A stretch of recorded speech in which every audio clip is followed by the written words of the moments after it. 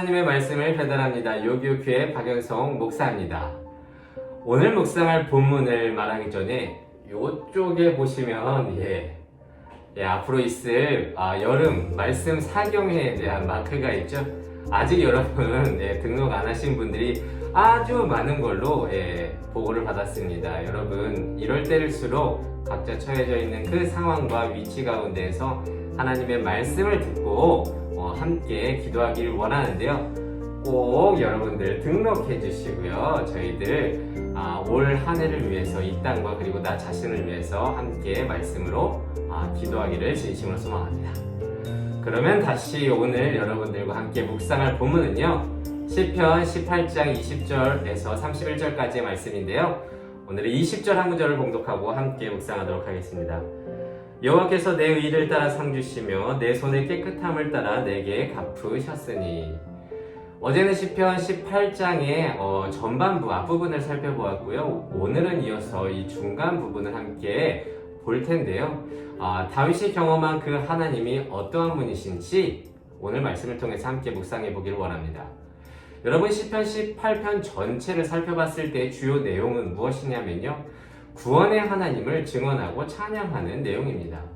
그래서 그 하나님에 대해서 감사하면서 그 하나님의 모습을 구체적으로 기록하고 고백하고 있는데요. 오늘은 특이하게도 그 구원하신 하나님의 그 구원의 이유에 대해서 기록하고 있습니다. 어제 마지막 구절 19절에는 이렇게 기록되어 있어요. 나를 기뻐하심으로 나를 구원하셨다 라고 말하고 있는데 그 근거로서 오늘 읽었듯이 오늘 본문에 이렇게 나옵니다. 20절 내 의를 따라 상 주시며 내 손의 깨끗함을 따라 내게 갚으셨다. 그러니까 내 손이 깨끗하다는 거예요. 내가 의롭다는 거예요. 그리고 이것을 위해서 예시를 들어주는데요. 21절에는 내가 여호와의 도를 지켰고 22절에는 그의 율례를 내가 버리지 않았고 23절에는 그 앞에서 완전하여 나의 죄악에서 스스로 자신을 지켰다고 고백하고 있습니다. 그런데 여러분 생각해보면요. 아무리 다윗이라고 해도 그도 사람인지라 완벽하지 못하잖아요. 그의 인생 가운데 제일 큰 실수로서 우리아의 아내 밧세바를 취하고 심지어 그 우리아를 전쟁에서 죽게 한 아주 큰 죄를 지었다는 것을 우리는 너무나도 잘 알고 있습니다. 그리고 훗날에 다윗은요 인구조사를 강행하거든요. 왜냐하면 자신의 힘이 이 정도나 된다고 하는 그런 목적에서 인구조사를 해서 하나님께 꾸중을 듣게 되죠. 그런 교만한 모습도 보였다는 것입니다. 그런데 다윗은 말로 해서 그럼에도 불구하고 자신이 이 인생의 말로 해서 내 손이 깨끗하다고 어떻게 이렇게 자신만만하게 표현하고 있을까요?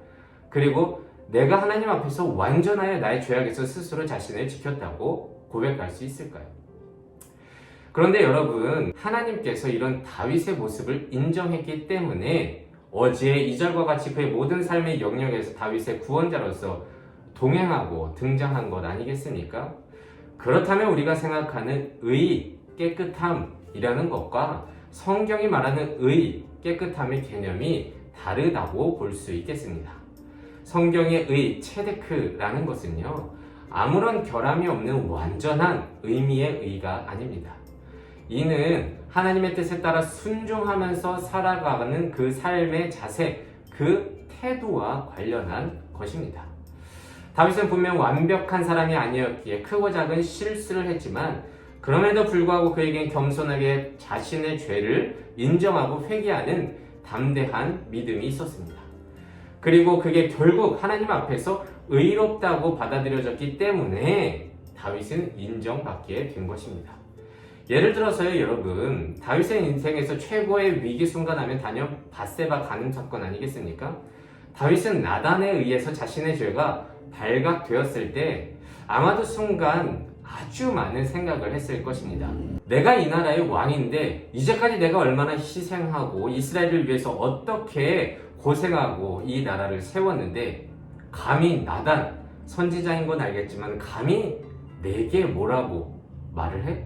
그것도 이 많은 신하들 앞에서 나에게 이렇게 수치를 줄 수 있나? 라고 생각할 수도 있겠고요. 아니면 하나님, 이번 한 번인데 이제까지 잘하지 않았습니까? 그러니까 조금 억울합니다. 봐주세요. 라고 생각했을 수도 있겠습니다. 하지만 다윗은요, 한치의 망설임 없이 자신의 신하들 앞에서 그리고 나단 선지자 앞에서 내가 여호와께 범죄하였다고 정확하게 죄를 시인하고 하나님의 징계를 달게 받게 됩니다. 그리고 자신의 참담한 심경을 시편 51편에서 이렇게 기록하고 있습니다. 주의 인자를 따라 긍휼을 따라 내 죄악을 지워 주시옵소서. 내 죄를 씻어 주시옵소서. 내 속에 정한 마음을 창조하시고 정직한 영을 새롭게 하시옵소서. 주는 상하고 통회하는 마음을 멸시하지 않습니다. 라고 말이죠. 이게 하나님 앞에서 인정받은 의라는 거예요. 아무런 결함이 없는 것이 아니라 하나님의 뜻에 따라 온전히 순종하고자 하는 그 태도, 이게 주가 원하시는 의의 모습이라는 것입니다. 그런데 여러분, 이것은요, 쉽지 않은 모습이에요. 목사님, 저도 매일같이 다윗과 같이 회개를 합니다 라고 말씀하실 수도 있겠지만, 우리는요, 보통의 회개라는 것은 남들이 모르는 죄에 대해서 주 앞에서 기도하면서 몰래 회개하는 정도입니다. 지금 다윗은요, 우리와 달리 모두가, 아니 만천하가 나의 죄를 알고 그 앞에서 회개하고 있는 거예요. 자신의 죄를 인정하고. 그렇게 자신의 치부가 드러난 상황 가운데서 다시 하나님께 나아가고 주의 말씀대로 살기를 결단한다는 것은 결코 쉽지 않다는 것입니다. 또한 다윗처럼 아이가 죽고, 나중에 이제 징계를 받아서 아이가 죽거든요. 아이가 죽고 자신의 아들에 의해서 쿠데타를 일으키는 등 그런 징계를 받게 되는데요. 우리는 그런 징계를 받지는 않잖아요. 물론 여러 가지 많은 또 어려움의 징계가 있을 수도 있겠지만 보통 그렇지 않다는 거예요.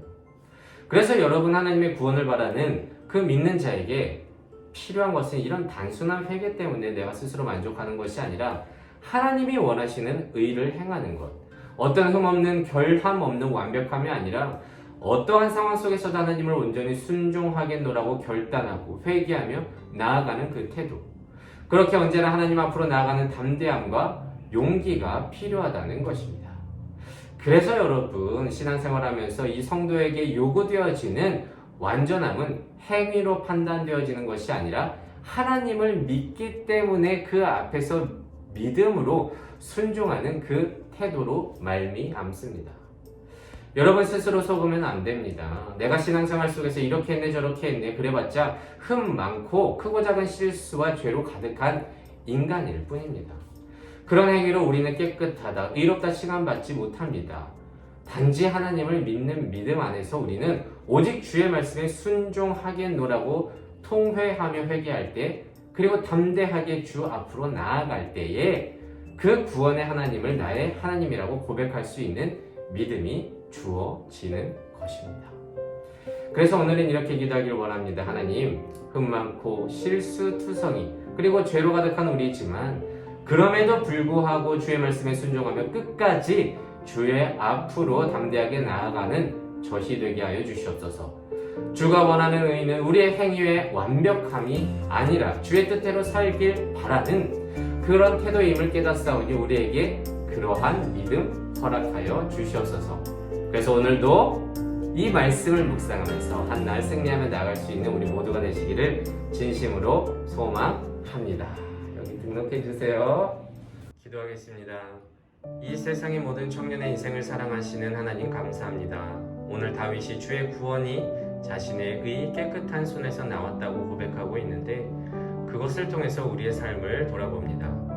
주님이 바라는 의는 우리의 행위의 완벽함이 아니라 어떻게든 주의 뜻대로 살아가고 순종하길 원하는 그 전심을 다하는 태도임을 깨닫습니다.